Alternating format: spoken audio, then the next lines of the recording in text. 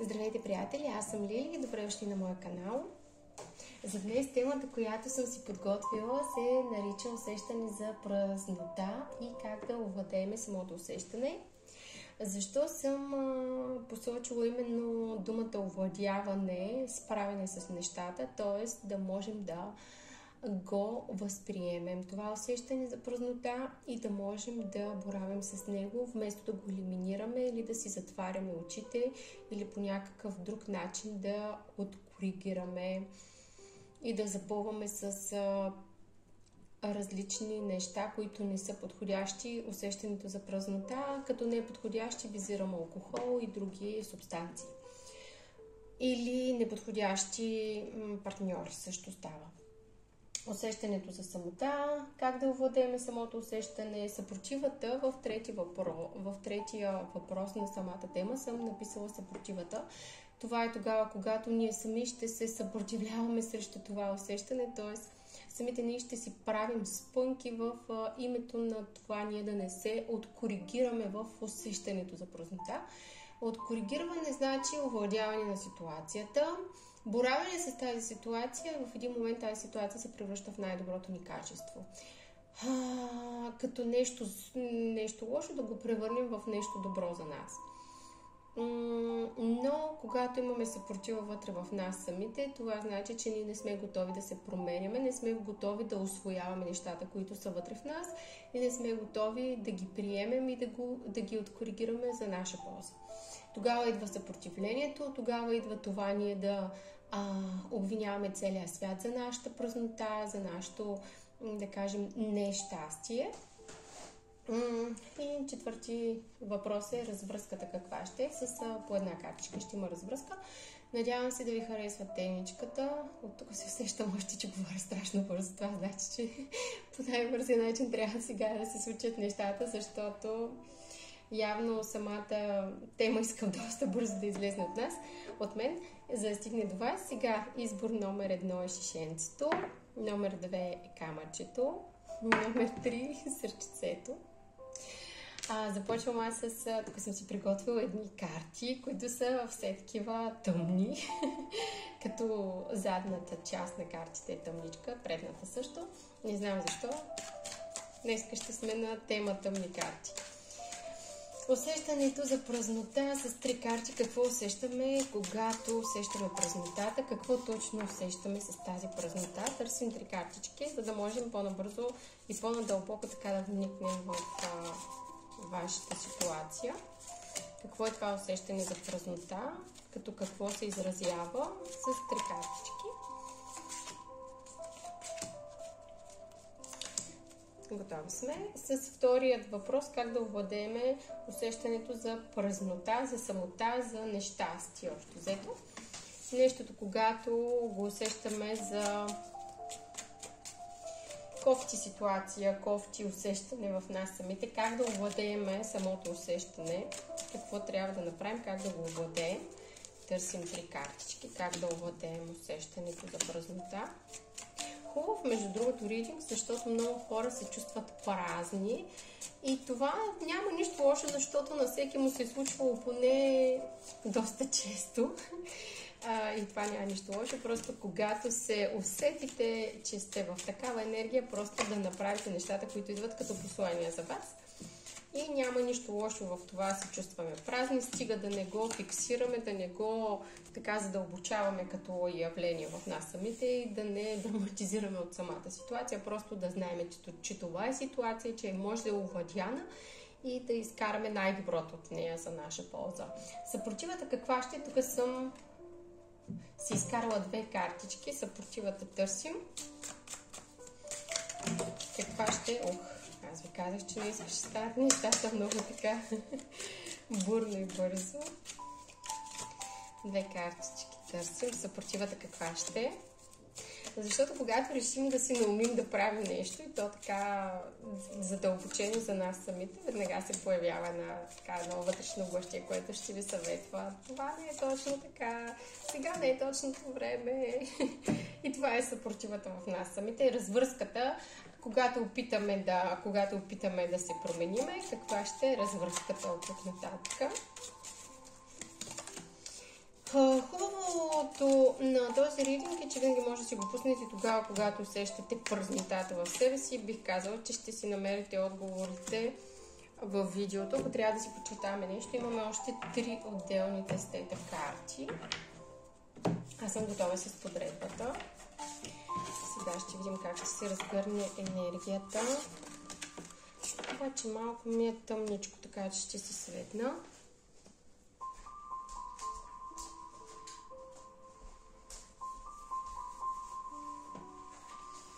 Добре, готови сме с избор номер 1. Другите избори си ги оставям така по-надалече. Избор номер 1, шишенцето с пясък от пустинята, който е избрал избор номер 1. Така, усещането за празнота. Как точно се проявява това усещане за празнота.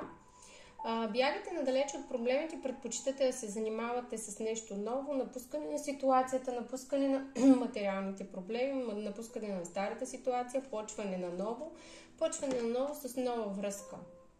Когато усещате празнотата, не искате да работите с нея, не искате да я откоригирате, тогава я запълвате с хора, с приятели, с енергия на хора от вашето близко обкръжение или с хора, които току-що сте се запознали.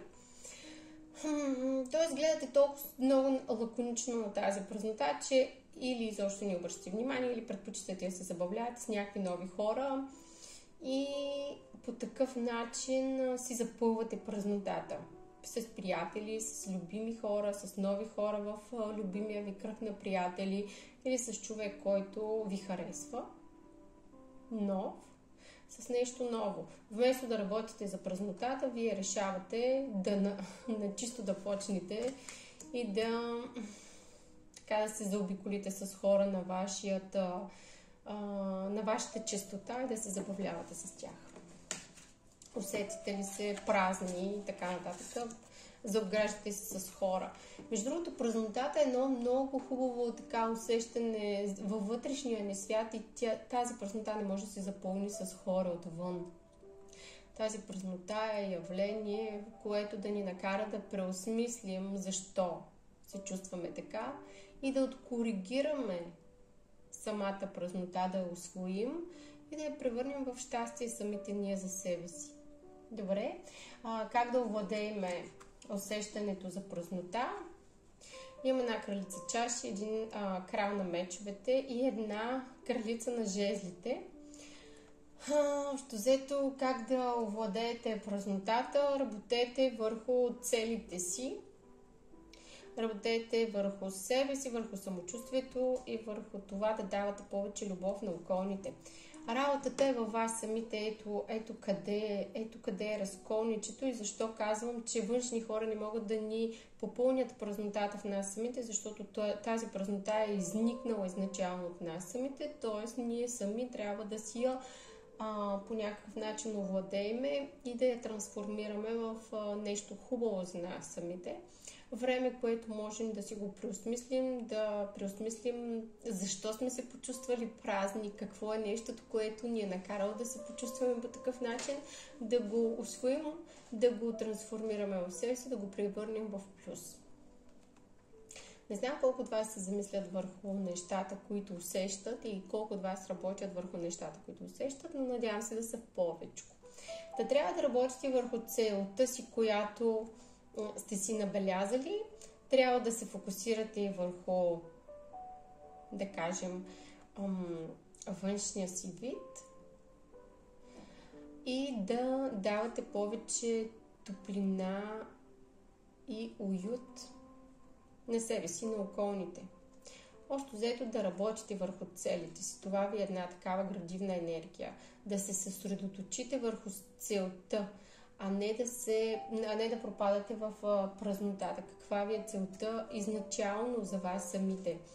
И когато вие осъзнаете тази цел, просто тръгвате и работите по тази цел. Две кралици, едната чашова енергия, другата жезлова енергия, общо взето овладяване на тези енергии, взимане на добродетелите от тези енергии и аз мисля, че бързо ще се научите да овладявате празнотата.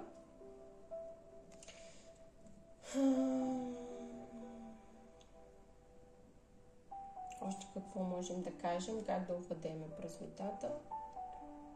Някак си подходете така философски към ситуацията, седнете, помислете, целите си набележете, важните аспекти от живота набележете и тогава си помислете тази празнота как ви влияе. Може в дъното на всичко тази самота, ако вие не я овладеете, тя да ви овладее и да ви превърне в една мелодраматична истеричка. Общо заето. Добре, съпротивата във вас самите, която ще се зароди от това, че трябва някаква корекция във вас изначално, отвътре навънка. Девятка пентакли с рицарят на чашите. Като че ли, оставям го това нещо, то е далеч от мен, аз се чувствам добре. Какво от това, че в момента се чувствам някакси непредразположен на нещо, не ми е окей. Това нещо ще си го... сега бързо ще си го оправя и ще си излезна с някакви си приятели и ще се чувствам окей, добре съм и сама съм си добре. Всичко си имам, добре съм, това нещо ще си мине от само себе си. Общо взето това ви е съпротивата. Тази съпротива дава ви алтернатива и решаване на нерешим проблем, който вие по принцип не го решавате. Някак си така се самозаблуждавате, че сте си окей и че това нещо ще мине от само себе си, но това нещо може и да не мине от само себе си. С първата карта, която ви е шестица меч, това нещо ви е от доста отдавна време, вие не работите върху него, т.е. няма как тези самозаблуди в третия въпрос на съпротивата. Аз съм си добре, аз имам всичко, достоен човек съм, печеля си добре, имам си кариера, имам си пари, имам си дом, примерно, имам си всичко, което съм си искала. Това ще ми мине с течение на времето, ще потърпя малко, ще мине. Това ви е съпротивата и това ви е оправданието, че не искате да работите върху себе си. Резултатът какъв е? Темперанс във времето отлагате в един момент, свиквате с положението просто. Вие дори няма да разберете, че сте празни. Темперанс е карта на времето, карта, която във времето нещата просто стават такива. И не ги ли откоригирате, те просто остават такива и вие всеки път, когато се чувствате празни, ще търсите приятели, които да взаимодействат с вас, вместо да откоригирате себе си. В избор номер 1 много такива плътни карти, т.е. карти, които доста говорят за себе си, красноречиви, без да трябва да подчертаваме, доста изчистена информация дойде към нас. Нека да видим за избор номер 2, усещане за празнотата и как да го овладеем това усещане с изборчето за камъчето.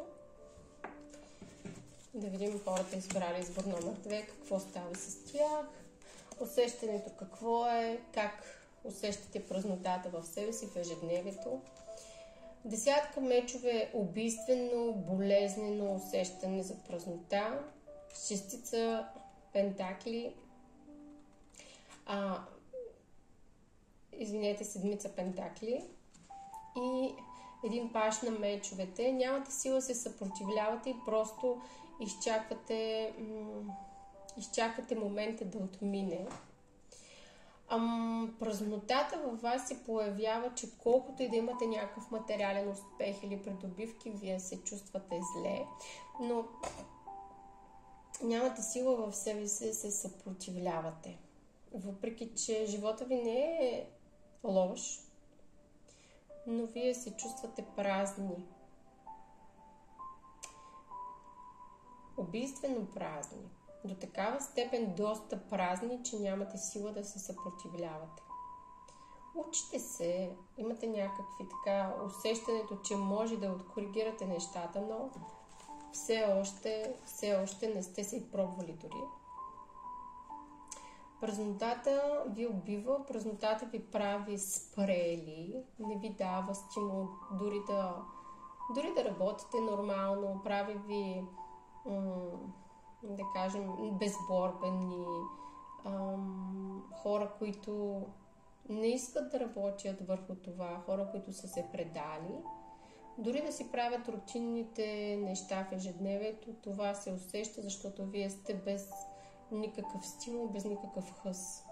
когато се усещате празни, това нещо, най-много да легнете някъде или да искате да сте сами, да си го преболедувате и в едно такова безвреме да останете много дълго време, без да се съпротивлявате, което е един вид, че проблемите в живота ви са били толкова, или как да кажа, точно не е проблеми, а ситуациите в живота да се чувствате празни са били толкова много, че в един момент вие нямате сила да се изправите срещу всички тези неща. Те просто са ви победили. Усещането за празнота е просто... Усетите ли се така, знаете, че не може да направите нищо, което е грешният подход, защото ние тук в това видео сме се събрали да гледаме какво може да се откоригира, за да трансформирате празнотата в една положителна енергия. Как да овладеете усещането за празнота? Имаме любовниците, рицарят на мечовете и трансформация. Ето къде е трансформацията. Тогава, когато вие трябва да допускате хора в живота ви, вие да ги търсите тези хора, да искате да им изкажете болката си, да искате да им изкажете си безсилието си. Тези хора ще ви помогнат. Търсете приятели, търсете партньори, търсете колеги, търсете хора, които знаете във времето, че са ваши съмишленици и са положително настроени към вас. Знаете, че са мили на сърцето ви. Търсете ги тези хора, споделяйте с тях, казвайте си болките, казвайте си притесненията, трансформирате енергията. Тази енергия се разпръска, когато вие говорите, когато вие споделяте, когато вие насочите енергията си за справяне с нещата, преборвате се с тези празноти в живота си, преборвате се с този дискомфорт общо взето и тогава нещата се получават. Малко да споделяте. Тук съвет е, научете се да споделяте проблемите си с околните, с приятелите, с роднините, с партньора си. Научете да трансформирате тази празнота в щастие, споделяйки си с любимите хора, как усещате нещата, какво ви е тежко на сърцето или на душата, или в ежедневието. Тези хора са готови да ви помогнат, винаги да ви подадат ръка и бих казала, че ще се почувствате много по-леки и много по-бързо ще възприемете, трансформирате самата празнота в едно положително качество. От вас се иска само да почнете да споделяте. Съпротивата обаче каква ще? Имаме десятката на чашите и рицарят на пентаклите. Дали ще възприемат, дали ще ви заобичат хората тогава, когато вие споделяте проблемите си, дали пак ще гледат на вас по такъв начин, дали трябва да ги притеснявате. Това е съпротивата. Не, ще изчакам да си преминат нещата, защото аз много ги обичам тези хора, някакво ги натоварвам с моите мелодрами, житейски тъпотии. Общо взето, вие доста омаловажавате усещането за празнота и не искате да въвличате любимите за вас хора във вашият собствен ад, който преживявате в този момент, само и само да ни им причините дискомфорт. И сте готови да изчакате колкото и време да мине, просто да си премине това усещане. Резултатът какъв е обаче? Това е вашата лична съпротива. На това не трябва да му обръщате внимание. Това не е работещия модел за трансформация на енергията. Работещият модел е когато почнете да споделяте с хората за проблемите, споделяте с хората за болките, за празнотата, за самотата, за дискомфорта в себе си. Тогава нещата се трансформират. Тогава нещата се откоригират и тогава вече малко по малко, свиквайки да споделяте тази празнота, ще я попълните с хора около себе си, които ще са щастливи от това да ви помогнат. Колелото на съдбата е развръзката. Опитайте сега за хората, които ще опитат, ще видят един нов аспект от живота си и ще кажете защо по-бързо не съм, по-рано не съм опитал тази тактика, но колелото на съдбата може да ви завърти в най-различна посока. Нека сега да видим какво иска да ни каже това колело на съдбата. Резултат, колелото на съдбата няма да е все така. Общо тук резултатът няма да е все така. Ще се преобърнат нещата. Подчертаваме колелото на съдбата и имаме една кралицата на мечовете. Тази кралица ще стане много решителна обаче, много ще иска да си се преборва с проблемите.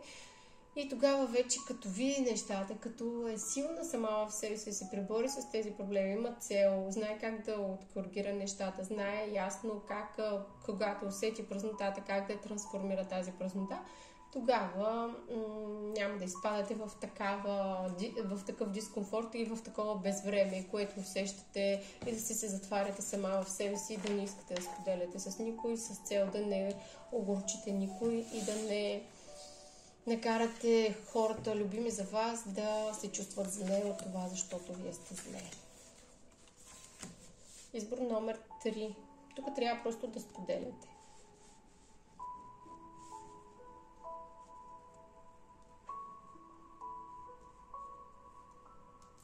Избор номер 3. Усещането. Какво е усещането? Тръгвате си от нещата, бягате от усещането. Това ви прави сприхави, това ви прави емоционални. Влизате, излизате, чудите се какво да правите, шестица чаши, знаете, че винаги може да се върнете назад. Когато се чувствате празни,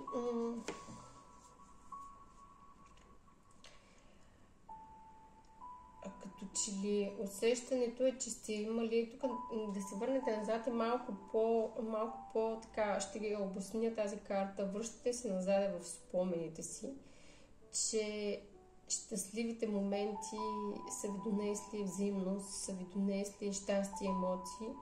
И заради тези щастливи моменти вие сте склонни да усещате празнотата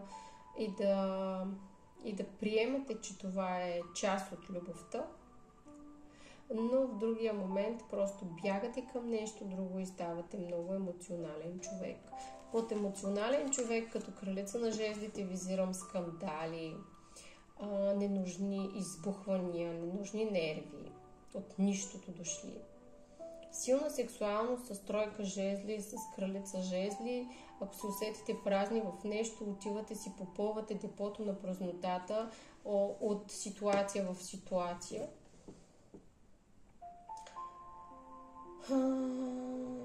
Например, ако се почувствате празни в вашата връзка с партньор, вие сте склонни да отидете да направите лека забежка и като знаете, че вашата връзка така или иначе си върви,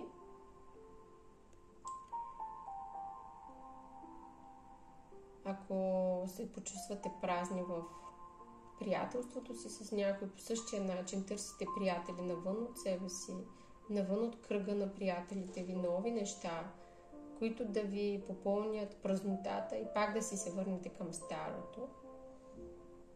Общо взето пак не искате да откоригирате момента, просто да тръгнете напред към нещо ново, да опитате нови неща, да вкарате нещо ново в живота си, за да не се чувствате толкова празни. Празнотата не е толкова лошо нещо, но тя ни разширява, до някъде тя ни кара да си мислим за себе си, да опознаваме себе си в различен аспект, така че хубаво е да усещаме много неща и е хубаво да знаем как да ги култивираме в себе си. Как да овладеем усещането за празнота? Имаме шестицата на мечовете, седмицата на чашите и кралицата на мечовете. Да седнете и да си помислите какво може да направите. Да не бягате от проблемите, да седнете да ги решите и да не се фантазирате, да не влизате в различни филмови сценарии, просто да седнете да решите от тук нататък как да постъпите най-прагматично в материята. Иска едни такива решения за вас самите, да си дадете решение, да си дадете ясна цел, да я фокусирате, формулирате тази цел и да тръгнете да я изпълнявате. Помислете си кое е най-правилно за вас, помислете си вие къде сте, така загърбете усещането на чашовата безсилна енергия, на жезловата енергия, която е силно агресивна енергия във вашия случай и си помислете едно практично как да постъпите. Дайте си време, помислете и изкарайте като план график как да постъпвате, как да култивирате тази празнота в себе си, без да се филмирате и без да бягате от ситуацията. Съпротивата, която неминуемо ще дойде във вас, имаме светът и имаме един висш жрец. Хората просто няма да ви възприемат по такъв начин. Тоест, вие винаги сте бягали, сте търсили нещо ново, когато усетите, че сте в празнота. Но тук на вас ви е нужно да говорите именно за тази празнота. И вместо да бягате, да търсите алтернатива някъде другаде, да седнете и да говорите за това нещо. И ако човек от среща ви го е причинил или се усещате, че той е първопричината, или че приятелите са първопричината, или че който и да е там е първопричината, седнете и споделяйте. Споделяйте нещата, не ги тук е съпротивлението ви е такова, че като че ли нещата ще свършат, ако си кажете истината, и че другите хора ви казват премълчавай, търпи, не насочвай, нали, да кажем, това, което усещаш, не го споделяй, не го насочвай като проблем в взаимоотношенията си с някой, но това са просто заблуди. Тук светът и висшия жрец идват, за да ви казват това вашата съпротива. Че ако направите нужните корекции, ще изпуснете самата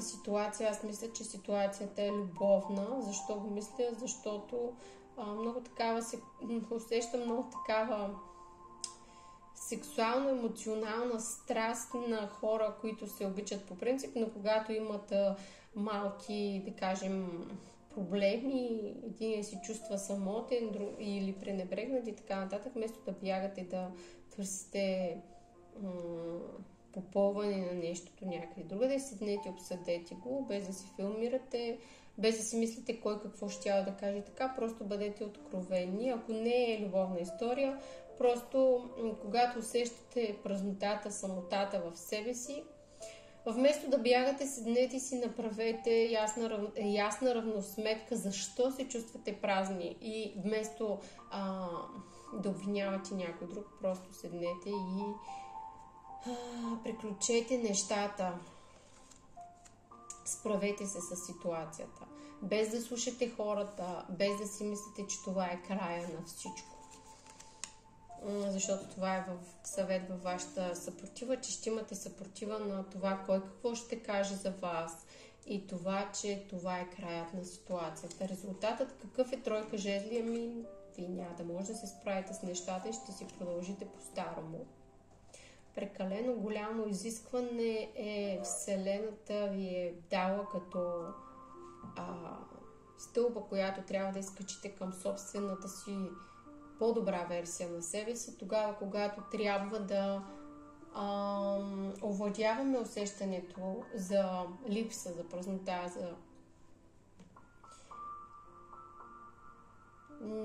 Има хора, които не могат, има хора, които са безсилни.